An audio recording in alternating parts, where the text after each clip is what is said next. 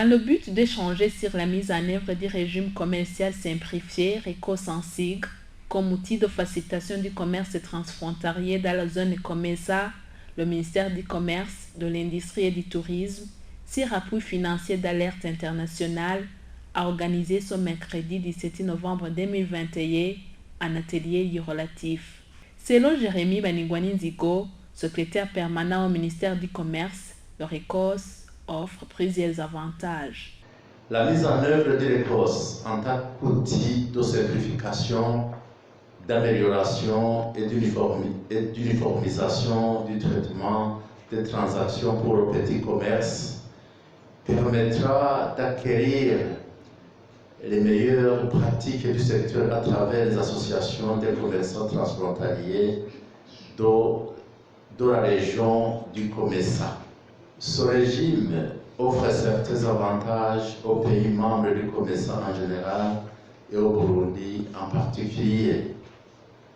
La production des marchandises issues des pays du COMESA s'accroît, plus d'emplois sont créés, les populations gagnent aussi davantage de revenus, ce qui augmente les niveaux de vie dans tous les pays de ces communautés économiques.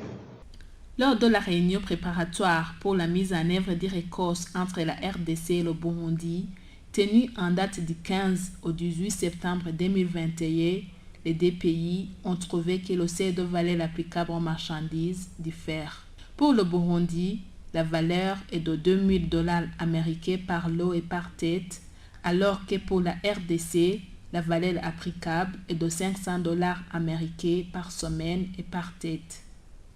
Après négociation, il a été retenu la valeur applicable aux marchandises de $500 américains par jour et par tête. Cependant, le seuil ne fait pas l'unanimité. Les bénéficiaires que sont les petits commerçants transfrontaliers indiquent que le seuil de $500 américains est trop petit et entrave les activités. Ils indiquent que plus on utilise un petit capital, plus on gagne peu. Raison pour laquelle certains d'entre eux plaident pour le maintien du seuil à $2,000 américains, voire plus. Félix Nkurunziza, directeur des programmes et assise au département des douanes au sein de l'OBR, les tranquillise. Il indique que ces derniers vont gagner énormément, même si le seuil appliqué est de $500 américains. Ce que nous allons gagner, bien évidemment, dans un premier temps, nous avons commencé par un seuil de 500, mais nous sommes convenus de supprimer les droits des douanes sur les produits auxquels nous sommes convenus. C'est une liste d'entre 66 et 68 produits. Ce pas petit, c'est parce que c'est un début, parmi lesquels nous avons des fruits, nous avons quelques vivres, nous avons des jus de fruits, et ainsi de suite. Je sais que nous avons opté de commencer par un début qui n'est pas aussi grandiose, parce qu'il faut commencer par une petite quantité de marchandises et un petit C pour évaluer, parce qu'on va évaluer après 6 mois, voir si réellement on gagne. Si on gagne, on va continuer, on va renégocier, on va voir si on peut ajouter ou on peut supprimer, ou encore le seuil peut aussi changer suivant l'intérêt, bien sûr, entre nos deux pays. Parce qu'on veut que tout le monde ait... Bon, c'est un contrat, c'est un accord gagnant-gagnant. Parce qu'il n'y a pas un pays qui gagne et un autre qui perd. Normalement, c'est ça les négociations. On va appliquer le principe de gagnant-gagnant.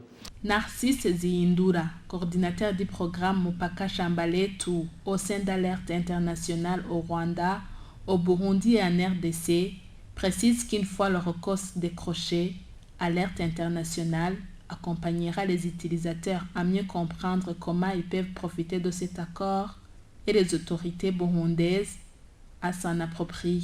Et notre accompagnement est essentiellement, comme notre mission en tant qu'Alerte Internationale, de pousser ces autorités-là à s'approprier d'abord cet accord, les RECOS au Burundi, mais aussi accompagner les utilisateurs à mieux comprendre comment est-ce qu'ils peuvent profiter de cet accord.